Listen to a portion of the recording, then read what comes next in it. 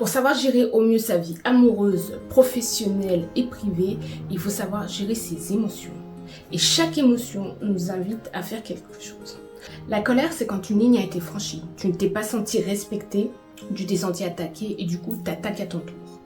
Donc dans ces moments-là, au lieu d'agresser l'autre et de partir tous les deux dans une guerre d'ego, le mieux, c'est respirer et dire « Attends, on en parlera plus tard, là je suis énervée et je veux pas dire des choses que je regrette. » On prend du recul et on réfléchit.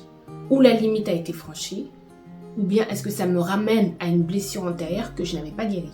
C'est une invitation à une affirmation de soi, avoir la capacité de dire non et de poser ses limites. Si jamais cette colère, on ne la guérit pas, on ne soigne pas et qu'on la réprime, à un moment donné, ça se transforme en rage. Là, il y a explosion. Et si jamais cette rage n'est toujours pas soignée, ça se transforme en haine. Et là, c'est beaucoup plus insidieux parce que c'est de la colère froide. Donc là, on n'est plus dans l'affirmation de soi, on est dans la destruction de l'autre. Un non-respect qui a été fait tellement de fois que c'est transformé en haine et là, on est dans la destruction de l'autre. Donc dès que tu es en colère, prends le temps de voir si les limites ont été franchies et comment établir de nouvelles règles ou si ça t'a amené à une blessure antérieure afin d'éviter que ça devienne une haine. La peur. Danger immédiat, une insécurité, que ce soit physique ou émotionnelle. Elle t'invite à la prudence, à la préparation, à la recherche de protection. Après, il faut bien faire la différence entre une peur qui est un danger réel à l'instant T ou si c'est ton imaginaire qui le crée. Parce qu'on peut avoir peur de plein de trucs et en fait, c'est juste l'imagination qui fait ça. Et à l'instant T, tu ne crains rien. Donc dans ces moments-là, essaye de te ramener toujours au présent, à l'ici et maintenant pour voir si ta peur, elle est réelle ou si c'est de l'imaginaire. Une peur non traitée peut t'amener à des dérives comme de l'anxiété chronique, une hypervigilance, une indécision. Tu sais jamais quoi choisir parce que tu as toujours peur de faire le mauvais choix. La honte, c'est un sentiment d'intrusion. Il y a eu un choc qui a été subi, un rejet total. Ce qu'elle nous invite à faire, c'est à trouver une sécurité, d'être protégé et d'être restauré dans sa dignité. Les dérives, le retrait, cette envie de disparition et à long terme, la dépréciation de soi, l'auto-sabotage et un sentiment de souffrance. L'impuissance, elle est souvent due à un sentiment d'infériorité. Donc là, elle t'invite à accepter ce que tu ne peux pas changer, mais aussi à développer un talent dans lequel tu pourrais exceller pour contrebalancer ce sentiment d'impuissance. À la longue, il peut y avoir un épuisement mental. Toujours être confronté à notre sentiment d'impuissance, là où on pense qu'on vaut moins, ça peut nous amener à créer une sorte de tyrannie, une fausse puissance, où on va l'avoir par la violence. Voilà. On va compenser par la violence le sentiment d'impuissance d'ailleurs. Mais la façon la plus saine, c'est quand même de compenser avec un talent. Si tu es petit, tu peux apprendre à dessiner. Si tu es trop grand, tu peux apprendre à jouer au basket. Tu seras bon dans le domaine du sport. On peut toujours trouver une solution saine, on va dire, à ce sentiment d'impuissance. La tristesse, c'est la fin d'une étape. Ça te demande à cicatriser quelque chose, à accepter quelque chose aussi. Donc c'est vraiment un moment qui te demande d'être le plus conciliant avec toi-même, le plus gentil avec toi-même et d'accepter les choses en fait comme elles sont.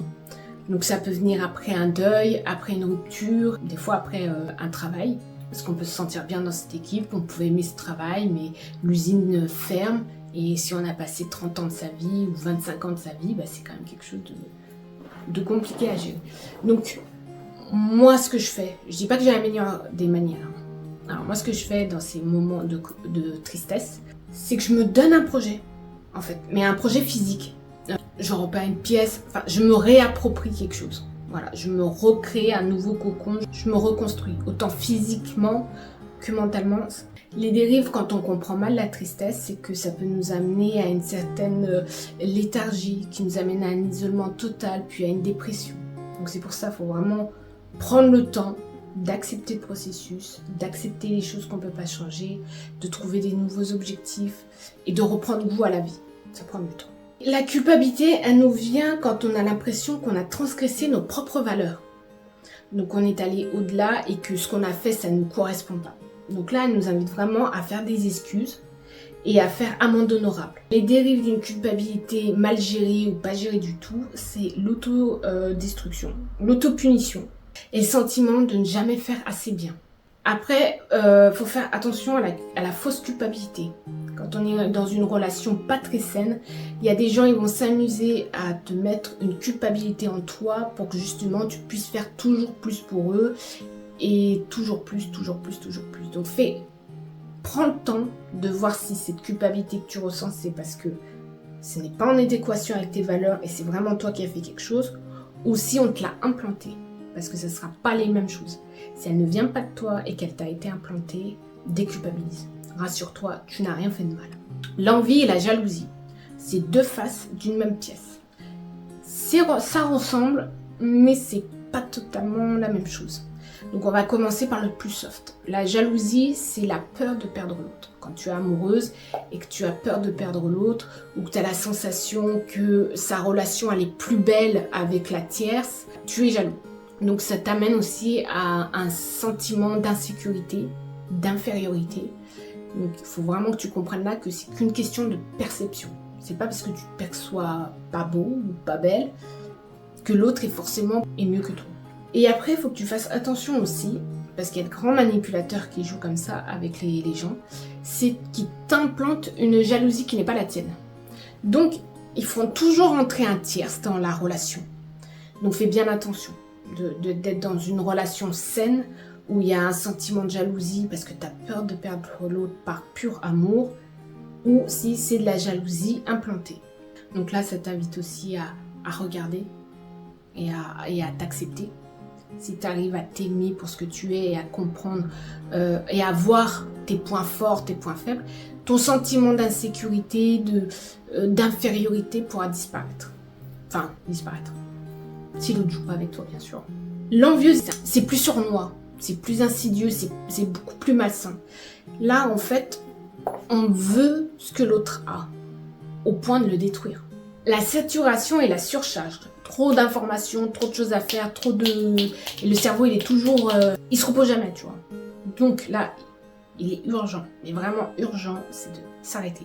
Vraiment, tu t'arrêtes, tu respires, tu pars en vacances, tu te mets en arrêt, tu fais ce que tu veux. Si jamais c'est dans le monde du travail, tu te mets en arrêt, tu fais ce que tu veux, mais tu t'arrêtes.